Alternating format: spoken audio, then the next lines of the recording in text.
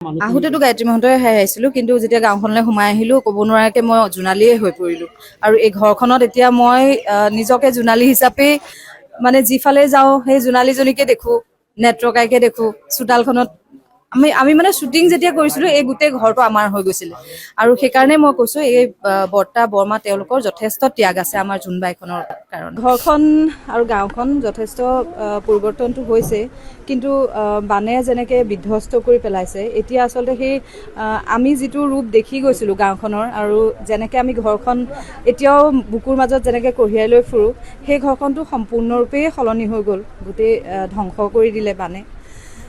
তথাপি আশা কৰিছোঁ খুব সোনকালে আকৌ প্ৰত্যেকজন মানুহ নিজৰ নিজৰ ঘৰলৈ ঘূৰি যাব পৰা হওক, ঘৰবিলাক আকৌ আগৰ নিচিনা হওক, আৰু এনেকুৱা দিন যাতে কেতিয়াও নাহে, সেয়াই আশা কৰিছোঁ। আৰু যথেষ্ট পৰিৱৰ্তন হৈছে। আমি শ্বুটিং যেতিয়া কৰি আছিলোঁ তেতিয়া ইয়াতে এখন যিখন দলং আছিলে, এতিয়াও আছে দলংখন, তেতিয়া কাঠৰ দলং আছিলে, এতিয়া সেই দলংখন পকী হৈছে। কিন্তু যিমানেই পৰিৱৰ্তন নহওক মানুহখিনি একেই আছে। আবেগিক হৈ পৰিছে, যিহেতু নিজৰ মাতৃঘৰলৈ আপুনি অহা যেন লাগিছে আজি আপোনাৰ বেয়া অৱস্থাত। হয়, অকল এইখন গাঁও বুলিয়ে নহয়, আচলতে তিনিওখন জিলাতে যেনেকৈ বানে তছনছ কৰি পেলালে, তাৰ পাছত আহিছোঁ আৰু আমি চেষ্টা কৰিছোঁ আচলতে আমি ব্যক্তিগতভাৱেও আৰু আমাৰ পৰিয়ালৰ ফালৰ পৰা আৰু CMB ফাউণ্ডেশ্যনৰ ফালৰ পৰা আমি যিমানখিনি পাৰোঁ প্ৰত্যেকৰে মাজতে থাকিবৰ কাৰণে চেষ্টা কৰিছোঁ। যদিও সদায় ইয়াত থকাটো সম্ভৱপৰ হৈ উঠা নাই, কিন্তু আমাৰ মানুহে অহৰ্নিশে ইয়াত কাম কৰি আছে। আমি কেইবাটাও ঘৰ সাজি উলিয়াইছোঁ ইতিমধ্যে, আৰু সাধ্যানুসাৰী যিমানখিনি পাৰোঁ আমি চেষ্টা কৰি যাম। আহোঁতেতো গায়ত্ৰী মহন্তই আহিছিলো, কিন্তু যেতিয়া গাঁওখনলৈ সোমাই আহিলো ক'ব নোৱাৰাকে মই জোনালীয়ে হৈ পৰিলো।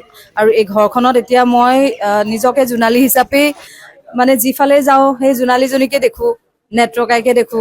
চোতালখনত আমি মানে শ্বুটিং যেতিয়া কৰিছিলো এই গোটেই ঘৰটো আমাৰ হৈ গৈছিলে। আৰু সেইকাৰণে মই কৈছো এই বৰ্তা বৰমা তেওঁলোকৰ যথেষ্ট ত্যাগ আছে আমাৰ জোনবাইখনৰ কাৰণে। ঘৰখন আৰু গাঁওখন যথেষ্ট পৰিৱৰ্তনটো হৈছে, কিন্তু বানে যেনেকে বিধ্বস্ত কৰি পেলাইছে, এতিয়া আচলতে সেই আমি যিটো ৰূপ দেখি গৈছিলো গাঁওখনৰ, আৰু যেনেকে আমি ঘৰখন এতিয়াও বুকুৰ মাজত যেনেকে কঢ়িয়াই লৈ ফুৰো, সেই ঘৰখনটো সম্পূৰ্ণৰূপে সলনি হৈ গ'ল। গোটেই ধ্বংস কৰি দিলে বানে।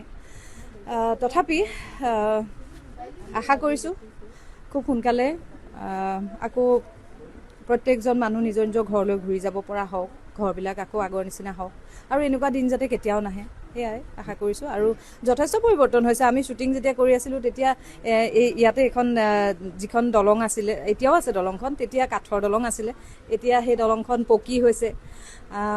কিন্তু যিমানেই পৰিৱৰ্তন নহওক মানুহখিনি একেই আছে। আবেগিক হৈ পৰিছে, যিহেতু নিজৰ মাতৃঘৰলৈ আপুনি অহা যেন লাগিছে আজি আপোনাৰ বেয়া অৱস্থাত। হয়, অকল এইখন গাঁও বুলিয়ে নহয়, আচলতে তিনিওখন জিলাতে যেনেকৈ বানে তছনছ কৰি পেলালে, তাৰ পাছত আহিছোঁ আৰু আমি চেষ্টা কৰিছোঁ আচলতে আমি ব্যক্তিগতভাৱেও আৰু আমাৰ পৰিয়ালৰ ফালৰ পৰা আৰু CMB ফাউণ্ডেশ্যনৰ ফালৰ পৰা আমি যিমানখিনি পাৰোঁ প্ৰত্যেকৰে মাজতে থাকিবৰ কাৰণে চেষ্টা কৰিছোঁ। যদিও সদায় ইয়াত থকাটো সম্ভৱপৰ হৈ উঠা নাই, কিন্তু আমাৰ মানুহে অহৰ্নিশে ইয়াত কাম কৰি আছে। আমি কেইবাটাও ঘৰ সাজি উলিয়াইছোঁ ইতিমধ্যে, আৰু সাধ্যানুসাৰী যিমানখিনি পাৰোঁ আমি চেষ্টা কৰি যাম।